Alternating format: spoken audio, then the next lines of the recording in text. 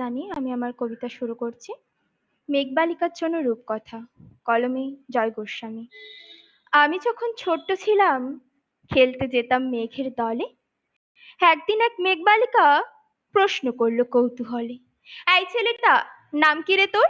আমি বললাম, পুষ্পন্তর। মেঘবালিকা রেগেই আগুন, মিথ্যে কথা, নাম কি এমন হয় কখনো? আমি বললাম, নিশ্চয়ই হয়, আগে আমার গল্প শোনো। সে বলল, শুনবো না যা, সেই তো রানী, সেই তো রাজা, সেই তো একই ঢাল তরোয়াল, সেই তো একই রাজার কুমার পক্ষীরাজে, শুনবো না আর, ওসব বাজে। আমি বললাম, তোমার জন্য নতুন করে লিখবো তবে। সে বলল, সত্যি লিখবি? বেশ, তাহলে মস্ত করে লিখতে হবে, মনে থাকবে, লিখেই কিন্তু আমায় দিবি। আমি বললাম, তোমার জন্য লিখতে পারি এক পৃথিবী। লিখতে লিখতে লেখা যখন সবে মাত্র দু চার পাতা, হঠাৎ তখন ভূত চাপলো আমার মাথায়। খুঁজতে খুঁজতে চলে গেলাম ছোট্টবেলার মেঘের মাঠে। গিয়েই দেখি চেনা মুখ তো একটিও নেই হে তল্লাটে।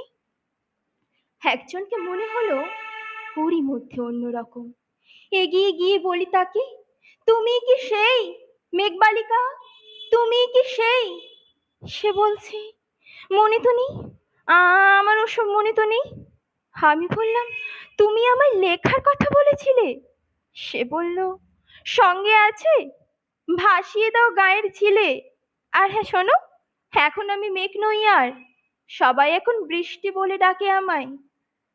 বলেই হঠাৎ এক পশলায় চুল থেকে নৌকা আমায় পুরো ভিজিয়ে দিয়ে অন্য অন্য বৃষ্টি বাদল সঙ্গে নিয়ে মিলিয়ে গেল খরস্রোতায়, মিলিয়ে গেল দূরে কোথায়, দূরে দূরে।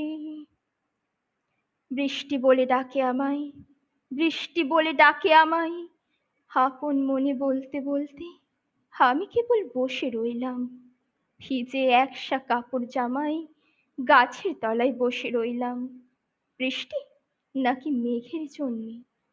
এমন সময় অন্য একটি বৃষ্টি আমায় চিনতে পেরে বলল, তাতে মন খারাপের কি হয়েছে, যাও ফিরে যাও, লেখো আবার, এখন পুরো বর্ষা চলছে, তাই আমরা নানান দেশে ভীষণ ব্যস্ত।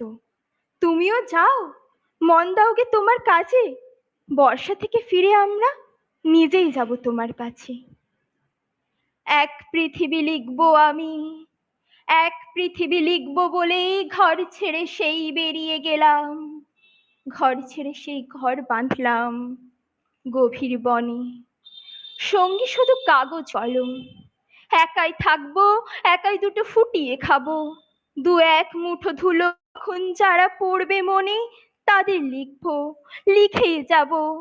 এক পৃথিবীর ১০০ রকম স্বপ্ন দেখার, সাধ্য থাকবে যে রূপকথার, সে রূপকথা আমার একার। ঘাড় গুজে দিন লিখতে লিখতে, ঘাড় গুজে রাত লিখতে লিখতে, মুছেছে দিন, মুছেছে রাত। যখন আমার লেখবার হাত অসাড় হলো, মনে পড়ল সাল কি তারিখ, বছর কি মাস, সেসব হিসেব আর ধরিনি।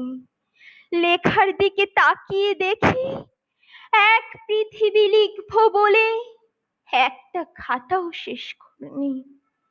সঙ্গে সঙ্গে ঝমঝমিয়ে বৃষ্টি এলো খাতার ওপর, আজীবনের লেখার ওপর।